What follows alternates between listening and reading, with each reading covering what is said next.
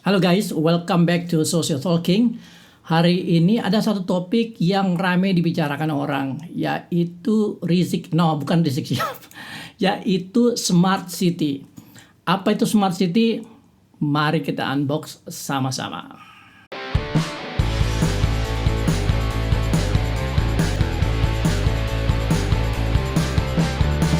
Oke, jadi seperti yang kalian semua tahu, hari ini Indonesia sedang bikin hajatan besar-besaran, yaitu pilkada serentak di 270 daerah di seluruh Indonesia. Sebenarnya gue nggak terlalu setuju dengan pilkada karena dampaknya terhadap COVID pasti besar gitu ya. Tapi ya pemerintah sudah terlanjur membuat keputusan, ya apa boleh buat gitu ya.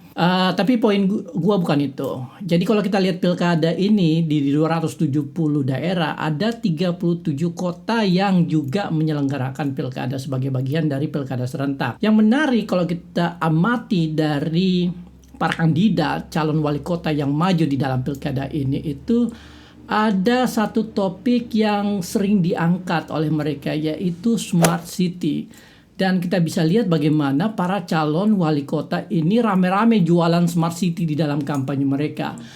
Tangsel ini memiliki pencapaian yang luar biasa. Kota dengan julukan Smart City, percepatan mewujudkan kota dunia yang sombere dan Smart City dengan mengarah ke digitalisasi 4.0 harus kita arahkan ke sana. sudah berbasis artificial intelligence. Siapkan SDM Kota Makassar untuk siap menyambut Industrial 4.0. Ini membatasi dan hal ini bisa dipecahkan dan bisa solusinya adalah dengan digitalisasi. Ada yang nawarin akan menggunakan artificial intelligence, ada yang nawarin akan mengembangkan Internet of Things, ada yang bilang akan pakai big data dan sebagainya gitu.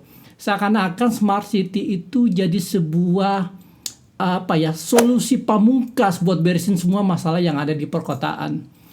Nah, Smart City ini memang kedengarannya fancy ya, dan gua paham lah kalau para calon wali kota ini itu sangat terpesona dengan Smart City. Cuma masalahnya, paham gak sih mereka dengan konsep dasar dari Smart City? Atau mereka tahu gak sih dari mana asalnya dan apa dampaknya terhadap masyarakat di perkotaan? Nah, gue takutnya kalau misalnya mereka rame-rame jualan Smart City tapi tidak tahu fondasinya seperti apa, itu akan menjadi sekedar slogan kosong saja, jadi retorika yang akhirnya justru tidak ada dampaknya sama masyarakat perkotaan yang akan dipimpin oleh mereka gitu. Nah, sebenarnya konsep Smart City itu bukan konsep yang benar-benar baru. Sebenarnya sudah ada sejak tahun 90-an, artinya hampir 30 tahun yang lalu orang-orang sudah membicarakan Smart City. Jadi konsep Smart City itu sebenarnya hasil dari perkembangan yang terjadi dari dua fenomena. Fenomena pertama itu adalah urban digitalization, yakni penggunaan teknologi digital dalam pengelolaan kota. Satunya lagi itu fenomena environmental sensibility, atau munculnya kesadaran masyarakat terhadap kerusakan lingkungan yang terjadi. Nah, dua fenomena ini kemudian menyatu dan kemudian melahirkan konsep Smart City. Nah, yang pertama kali melontarkan konsep Smart City itu adalah sebuah organisasi riset yang bernama Californian Institute for Smart Communities. Ini adalah sebuah organisasi yang berbasis di San Diego, California, dan mereka mengkampanyekan penggunaan ICT atau Information Communication Technology sebagai platform dalam mengelola kota dan juga untuk meningkatkan kecerdasan komunitas di daerah perkotaan. Tahun 1994, Amsterdam mendeklarasikan diri sebagai the digital city, yang artinya bahwa Amsterdam itu menggunakan teknologi digital sebagai platform untuk penyediaan layanan urban. Apa sih perbedaan antara teknologi informasi dan komunikasi dengan teknologi digital, ICT dengan digital technology? Information and Communication Technology atau ICT itu lebih merujuk pada fungsi dari sistem teknologi yang digunakan, yaitu untuk menyebarkan informasi dan melakukan komunikasi, sementara digital technology itu merujuk pada karakteristiknya yang mengacu pada pemrosesan data. Tapi sebenarnya dua-duanya itu adalah bentuk teknologi yang berkembang melalui penggunaan bahan dan sistem elektronik. Setelah Amsterdam mendeklarasikan diri sebagai digital city, beberapa kota dunia lainnya pun akhirnya ikut. Dan boom, digital city ada di mana-mana. Ada di Eropa, ada di Asia, ada di Amerika, bahkan ada di Afrika. Nah, sekarang kita bicara tentang fenomena environmental sensibility, dan kita kembali kepada era tahun 90-an, di mana pada saat itu muncul kesadaran global akan permasalahan lingkungan akibat pertumbuhan ekonomi dan industrialisasi di mana-mana. Dan kemudian kesadaran kolektif ini terwujud di dalam apa yang kita sebut sebagai Kyoto Protocol yang ditandatangani oleh negara-negara dunia pada tahun 1997 untuk mengurangi pemanasan global akibat efek rumah kaca. Nah, salah satu agenda utama di dalam Kyoto Protocol adalah bagaimana mendesain kota agar kota bisa memberi kontribusi yang signifikan di dalam mengurangi produksi polusi terhadap lingkungan. Nah, follow-up dari Kyoto Protocol ini itu adalah terbentuknya The Global Covenant of Mayors for Climate and Energy. Ini adalah sebuah organisasi yang beranggotakan para wali kota di seluruh dunia yang punya komitmen terhadap pelestarian lingkungan. Dan The Global Covenant of Mayors ini punya ambisi untuk mengurangi produksi CO2 hingga 20% pada tahun 2020. Artinya udah terjadi sekarang, kita nggak tahu apakah targetnya tercapai atau tidak. Nah, di titik sinilah kemudian gerakan urban digitalization di dalam konsep digital city itu bertemu dengan sadar lingkungan yang kemudian menghasilkan apa yang kita sebut sebagai konsep smart city. Jadi smart city itu basisnya adalah environmental sensibility, dan pada saat yang bersamaan dia juga mengacu pada intinya adalah smart city itu adalah sebuah instrumen pengelolaan perkotaan dengan tujuan menghasilkan ruang urban yang lebih lestari, lebih efisien dalam penggunaan sumber daya alam, dan lebih ramah lingkungan. Tapi sebenarnya konsep smart city itu sempat down, sempat hilang beberapa saat di tahun 2000-an. Lalu kemudian dia muncul lagi di akhir tahun 2000-an dan kemudian menjadi populer di dekade 2010. Ketika dia muncul, terjadi perubahan konsep yang signifikan akibat perkembangan teknologi digital yang terjadi begitu pesat di era tahun 2000-an. Yang kembali mempopulerkan konsep smart city itu adalah sebuah perusahaan yang bernama International Business Machine atau disingkat IBM. Nah, IBM ini adalah korporasi multinasional dari Amerika yang bisnisnya itu terfokus pada pelayanan sistem komputasi berskala besar. Kemunculan kembali Smart City pada dekade 2010-an itu bukan ujuk-ujuk, tapi ada latar belakangnya, yaitu perkembangan yang luar biasa yang terjadi di dalam sektor komputasi berbasis big data atau dalam bahasa Indonesia disebut mahadata. Nah, mahadata sendiri itu sebenarnya hasil dari revolusi yang terjadi di dalam teknologi mobile. Nah, masih ingat kan orang ini siapa?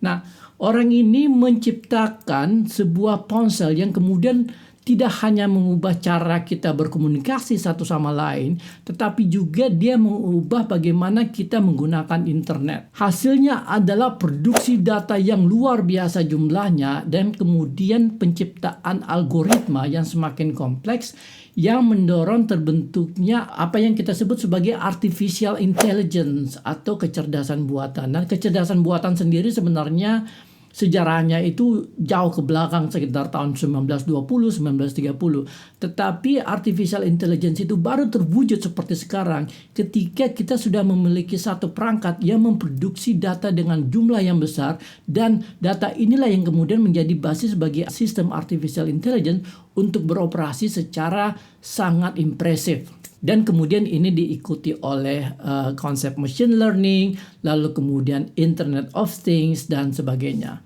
Nah, ketika melihat perkembangan yang begitu masif di dalam sektor mahadata dan artificial intelligence, IBM melihat ini sebagai sebuah peluang bisnis, lalu kemudian membuat satu konsep yang disebut sebagai smarter cities. Jadi semacam smart city 2.0 di mana IBM mengembangkan teknologi digital yang lebih canggih dengan berbasis pada big data di dalam membantu kota melakukan pengelolaan secara lebih efisien.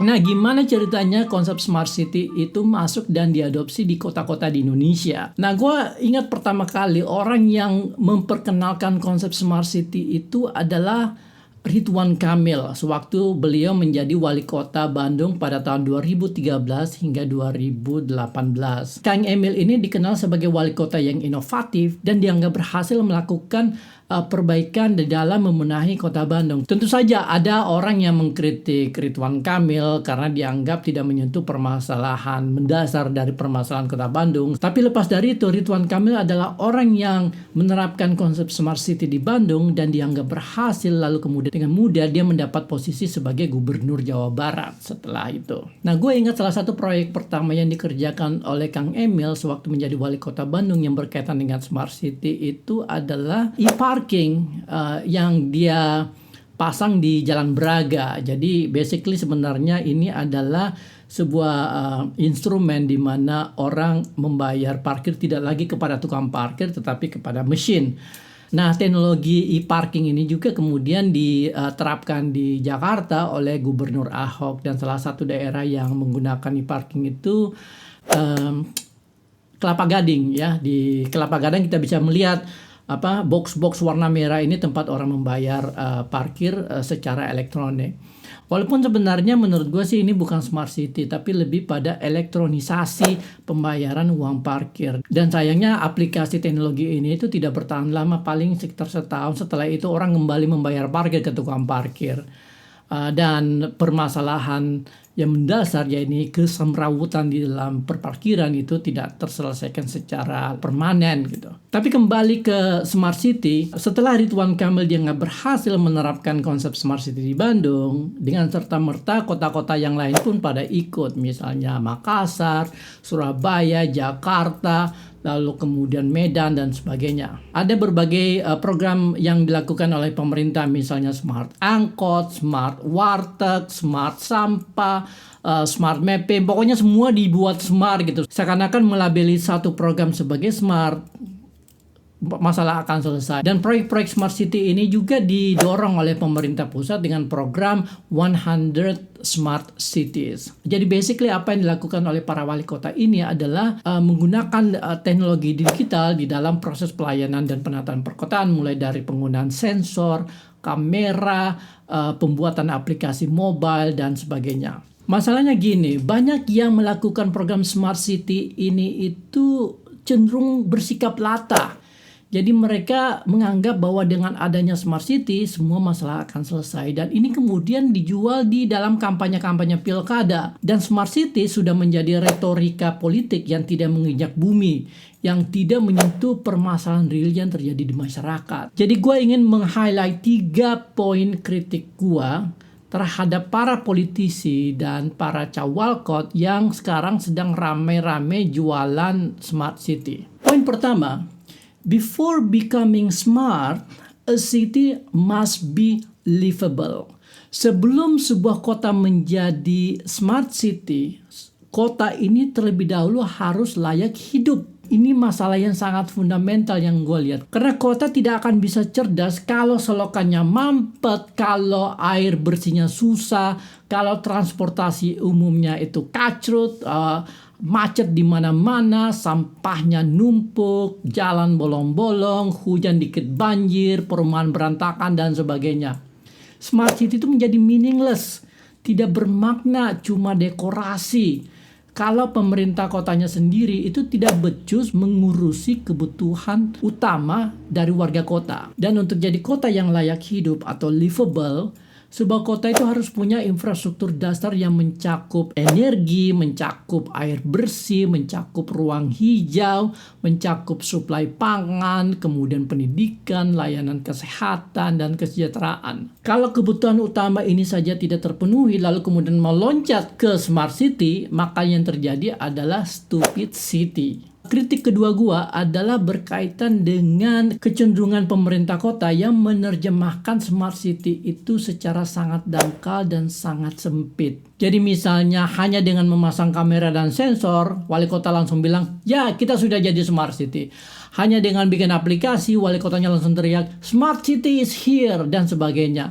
Dan ini naif banget karena sebenarnya smart city itu adalah satu konsep yang terdiri dari 3 lapis utama. Nah, lapis pertama itu memang teknologi.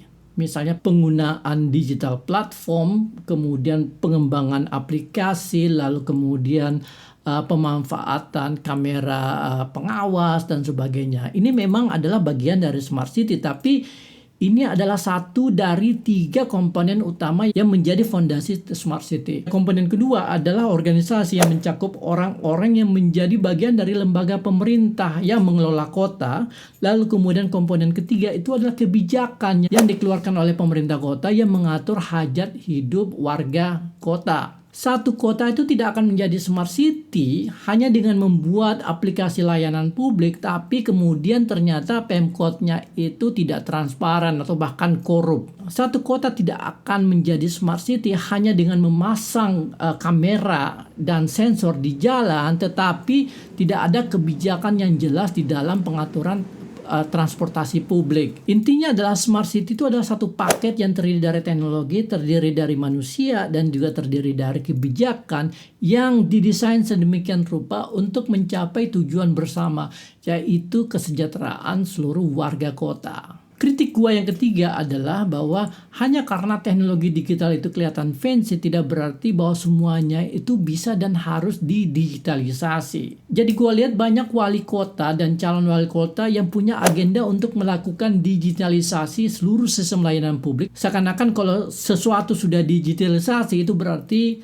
kota ini sudah maju. Masalahnya gini, sistem digital itu adalah sistem yang selalu rentan terhadap kesalahan teknis dan juga rentan terhadap serangan dari luar, misalnya hacking ya. Artinya kalau misalnya kita melakukan digitalisasi layanan perkotaan, dan itu justru membuat kota menjadi lebih rentan terhadap disrupsi kalau misalnya ada salah satu bagian dari sistem digital ini itu yang mengalami malfunction atau gagal bekerja. Apalagi kalau misalnya kita ingat bahwa jaringan listrik dan jaringan internet di Indonesia itu gampang banget down, gampang banget drop. Kalau semua layanan perkotaan didigitalisasi lalu kemudian mati lampu atau internet down, ya sudah, semua akhirnya kena gitu. Artinya pemerintah kota itu harus hati-hati dalam memilih mana yang perlu dan tidak perlu didigitalisasi. Kesimpulannya apa? Back to reality people. Kota itu adalah ruang hidup bagi warga kota, bukan tempat buat cari proyek atau buat gaya-gayaan biar kelihatan edgy dan fancy dengan teknologi digital. Artinya, politik perkotaan itu harus kembali ke hal yang sangat mendasar, yaitu mengakomodasi kepentingan dan kebutuhan warga kota. Jaga kesehatan, jaga kewarasan, peace out.